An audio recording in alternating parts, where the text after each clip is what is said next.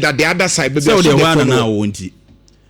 All of a sudden, ya pen conform much as ye baby a Prempeh college as I say yesuku asase eno no kra eye kwan when a day sad asase ma o mu so mu mfanye ka ho asem there be na school any mu kra de enti ye party se krom ha no emre ni ha na da Facebook be hese obi ye ho adwuma ye wo police for wo ho so we are saying say ene aban asase obi a timi ye de ope ana emra no mu rafi ana just wa asase kra o. What kind of nonsense is this? Hey, medical Asha my original minister, and I'm sure so be acting. School, me patrol the bra Facebook nebeshe. Once a Ghana no, obia ye de ope. Just say it's so frustrating. Honestly, it's so frustrating because I didn't know what. What you want to ni papa ya wono. No ye bibi. When ni say no, penyi bi na ton asase ni ma no. Ohini bi ebehye ase enti engineers amowo kwada so municipality you are telling me said the ekoso of Prempeh college munya we MCA owo kwada so you are saying said the ekoso of Prempeh college munya we na de ne kra na ya mome we nke news enti mo sori ano pass an engineer we dey MC we dey even regional minister Dr. Frank Amwakohene otimi sorry free in the office echo round so you are saying say Prempeh college what the main street no kwada so MC kwada so engineers kwada so assembly member wonya we say Prempeh college road no ye de bra Facebook na be che ade no me ni popone force na say we dey wo kwan ho de bia te say kan da bi e kwan ko anya wo dia da bi me say e wo kwan ho nti o mutimi ga say o mu hui they cannot say ohonia na forest enuane ni ade nyina o madwiragu obi age obi aton woni na munim project wo engineer wanye project management engineers amowo kwada so no wanye project management I'm telling you say yemo say mo betra say you will not survive mo matonton mas asase no maje se Prempeh college ni mo de beton cars na emfa mo mpake car ni mfiri ho because emfa unyi sika nche obi awo mo a Prempeh college ni ma eyesuku asase de woton asase ni ma mo se mo mfanye car no and mesre Ghana police this is criminal anti ye purchase obi timi sori anopa no no ankasa akotam obi asase no ye de ope galamse asase nkofo otu obekrom nso a nkofo timi fa asase kwa and I'm very sure say asase we akwada so assembly will be aware because some kasa monya wa munye incompetent e wo say dismiss mo kwada so municipality because anakwada so anakwada so so for lie. I say honorable Eric Esibe fantastic man no na den na wono ampa obi a adwuma wura wo say wo kra wo grounds adwuma na wo ye nya asem ketwa na ene ya wa be MC no na ye MC o Eric Esibe ye pese ne wo kasa sesi obi nkanche ne say ye pese ne kasa sesi a Prempeh college asase no enye ba bia de ton cars mo de mo cars esuo no e wo se mo yi free ho regional minister Wadaroma Prempeh college issue na asase no ni kwan say ye ade ne ye aban asase no obi pese o ye de ope se mantimi anso bo e chensa me nso me sori anopa na me nso makoji obi asase ye de ope. Do you know why we have the laws? The reason why you to aba emma will be say boy because this is what we call fitter survive. Obesha we sikani otoni cars inti. No. Wabeji sikado so obi age ahye ni botom. Police must arrest whoever obi a wo ho bia na no pa bia e besre kwada so police. In fact, Central Police said they should act because this is total nonsense. That asase yesuku asase eye kwan asase a eno no eye for nature reserve. Enti de bia na me da Nyankopon ase me say sa suban no anka KNUST wo hwe the way ya asase kama deda ho a ye gya wo man kometon asase ni nyina. Yeah institutions be bre wo ho a wo mon asase ani mu ya tonton bebre o ma tonton wadi. What kind of life is this? Odi frɛ yi man na ye nyi we ansane asako so ba Facebook e da ho ba enyo ana na mo ye nipa bone forza enye enti wo te Prempeh College anim ho wa e ye ofe hwan na ton asase ne ma ohene a wo ton asase ne se wa ton asase o se assembly na ton asase enti assembly na mo to as engineer no bibia ma utim se e school asase assembly na mo to me kwada so municipal assembly no enti Prempeh College no sei ne e beto no sei na ete e dey emfaso na sukuu ni benya from this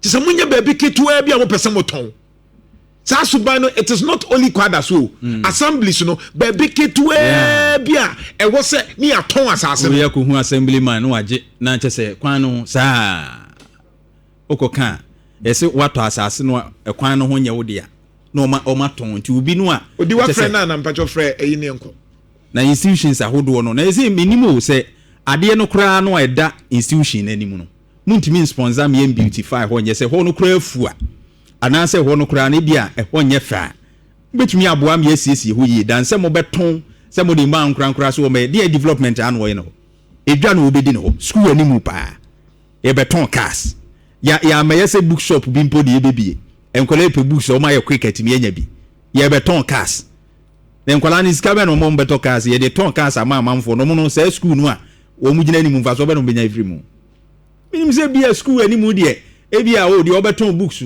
ne ode no ma akade school fo no be hia na ne ye ope bia opie ya ne nsa ka bi na de akomo obi so meton cars nkwala ne beton car battery ana o beton car tip e de akura asem ne tetu o mai mu a chese wo mamene president of All Students Association among for Prempeh College entwetwe komo Ura Benson dienka yedin komo ananka openyi a CFA.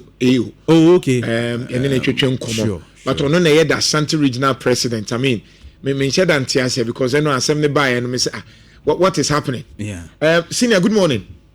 Good morning, senior. Pacho hu ye? Nyame adom senior. Me hu ye na de ekoso inti me dakra menda. So make sense out of it for me. Enti nyansani ben na onim nyansa bro so se asase yesuku asase obetimi de aton cars ate se wayere no hu a wodua na wodua nyansani ben no. Senior, also I should make sense. I can't make sense out of it. I can't. Because adia ekoso no time fi ena odwene hu kura wonti ase senior ebe won wa se enkofo yi ye adwuma na wokọ ho a wokọ munya ombeka che se ana wo free hin na de ye ne enkosi hwe just say the impunity ne yi no che se odwene hu kura wonti ase senior ya ye plan ne ye niama for animu ho a ye pese ye implement senior ukoya na da ne ntokwa na to see also so to say they now can Gen Z for now school for now so they are not happy with it. Say you are stopping demonstration be na say en kanan Quran person mu tisi many mugabu say card no mbe page si kwan no mo say because they are not happy with what's going on. Some time ago there was illegal connection every school no just no more use power wo free of charge and a headmaster who yena or chem it is in teach school for no pa and as I say a bit so back home because harder than no is like I was say a bit so back home na any more na some person you just school no nom the ton cars and kwa omonka ni ehu na ne baby e be ko bia na ekọ but say the ekoso there time pa tia na oyi kwada so engineers for ni na se for party say so for line na very open no omuhu se nkofo ton cars e wo Prempeh College for asase so ana senior say wo hu sa ade na ye ma positions ni ade a ye ma KPIs eno ani say ebi obi ofa ana obi service o hini bi nua na ye de na to ho oni KPI bia enti adwuma a o ye bo so me so a ye betua ne ka na say wo private a year ya ma o KPI wo say at the end of the year what me achieve what nkasa na ma we kan koso senior gina so ma me na me ne assembly member or was area mo ntwetwe nkomo Mr. Fosu Ajiman, assembly member or Opanyi mache. Yeah. Oho ye. Adumo na nso ye. Me ho ye Prempeh College omo moton cars wo ho no wahu. Me mfa ni hu ye me wo school na me nya na nti ye ma me bu ne headmaster no twetwe nkomo ana o ka kire me se onim ti ye ne ye di ho abobo sa na obi tia ye na so se ye wo hini bi na search na menim ohene kro ti ye mabai nya me adoma mehwehwe ni na ne wo mu bia na ama watie for aswan Chairman asema okay Prempeh College area mo hono so you assembly member o. Hello me otemenka me ba cho an Prempeh College hono wa assembly member no pacho edru ho ana edru ho and I was so no if you can say kwada so no from new plan new plan na Prempeh College PTA Bangalore net no na kwada so no start efi okay e chese Prempeh College una ya assembly member e wo ho pepe okay and I would say unhu se sa de we e koso me kasa ni so tie mi ya me ka cho say me you school e hefa me ka say mo school dabi wo de e kwesi de ya no betina ho e kwesi de we ya kwesi de we ya but ye na me bo headmaster man he say no obi afra ma ka traffic light no e ba no kwesi de we ya no enya kwesi ada I mean de we ya no no assembly member let's be fair me pa cho hold on senior Toboase Sunday no na me ominya na ntie so enya kwesi ada no betina ba Sunday na wo nya na ntie me Sunday no mo betina no mo ye adwuma nyina obi tia me na so omuguso de machine djugu omudwu ya no ma spread ya bo no omudwu ya awon kwatena ho mi bi atwe mo da me ya tu o mo free order oba kwatena ho mi bi atwe ma headmaster the headmaster na nye we any police when can bo mu tu o mo okay let's move forward say waswati ohene no ni to mean say oton aban asase menyanente ye asem de wunyanente ya me baenra afena me benhwem na baby na mo bi o se me tufa ho bi ade bo headmaster na mata de ni free ho no e free ho okay the etienne say it's good so behwehwe but ye mpese sa de no ebesi ho nti hwehwemu ne nye te se ye nkoka ye ni bibia aka e say o ma betina ho da se de me American say o ma betina ma ye tu o mo free order so in the meantime no at least who to me why don't you call the assembly na omumpe security phone stop you mo ene mo yes I there enko lock no nana hello ana senior member also mpese me wie na member so mbacho say ona bo say municipal engineer ne kasai what say I know yes school no put in right it assembly hon school no engineer na your friend say Even Nhyira. Can we get his number? Mepamo. And now friend e den na pema no and one friend wo so ne di nkomo nti oni na I say engineer dem ne na ye adwuma ahanti wo ni number na me say be pema o o ka so be pama me na say wo ni bi oh they said me ka say be pama wa ni me de pema nyina okay nti the etern say me producer ne be yi wa free so for sa number ne ma ye be sa do aba but we want to talk to the engineer the producer ni be you free so na many Prempeh College Student Association President Ashanti Regional Twitchum komo Ura Benson afi meet you senior ade no enye eho no pe Nhyira fan oba no be si gate na no na obi ba beto aso enti e wo se omo traffic light ni ba ni na ye clear ho nyina na ye nya kwan ye development ye pese ye wo school nanim. It is assemblyman kase eye Sunday na ohun ya enya no kwe na senior say committee hopefully ase ho badada na you see senior the interesting aspect of it is assembly member na ye ne twetwe nkomo we understand so no kra so ye board member for Prempeh College I am shocked into who ye board member na pa je say wo koye campaign no for how ka tim say na kwesi ade ya anyway see there wo ade bi wo krom ha amanfo feel say omunya position a ye ni position ni ade ne sebe ye dump ya dwen ye adwuma enti omu ka asem bia e wo say ye fa omu kasa keke is like ubie wano a e wo say o ka bibi na e wo say be ka bibi enti maka bibi How can you say so unim the course anymore? As I know or play the intelligence we say. At the way dear look, senior, someone she and Quranic charges street so not almost on clear cars and everywhere. Obi anti-media BBL. It has security implications. We say Prempeh College for Prempeh basa, but Obi Prempeh basa bia ni bufua enya papa.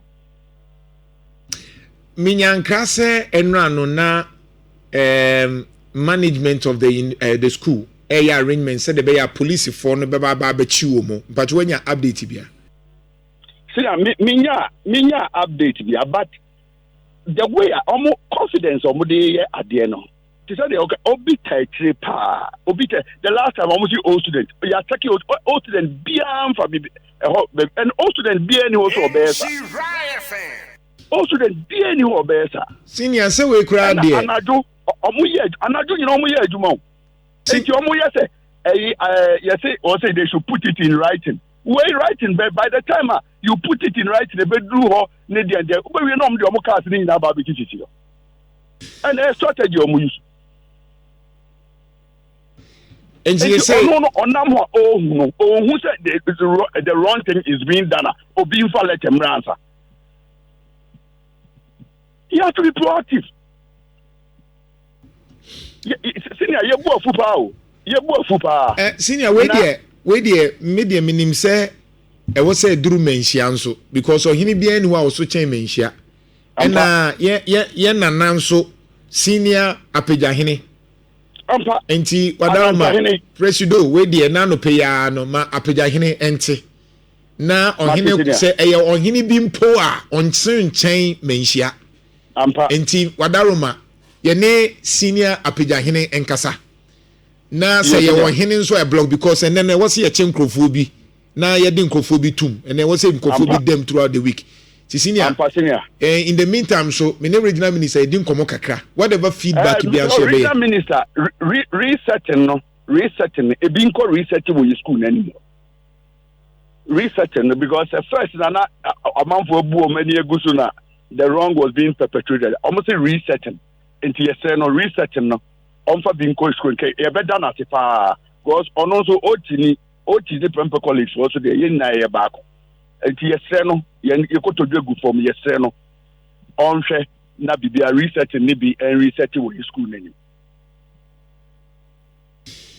All right, senior nti the tiani say the besia ni yenye sa adwuma no behind the scenes and me anka say ja yenya nai this thing must be fixed. I was here chinkrofo tum I was here stop room e asase ti I was here call lock no I was here top padlock kra na I was here to senior.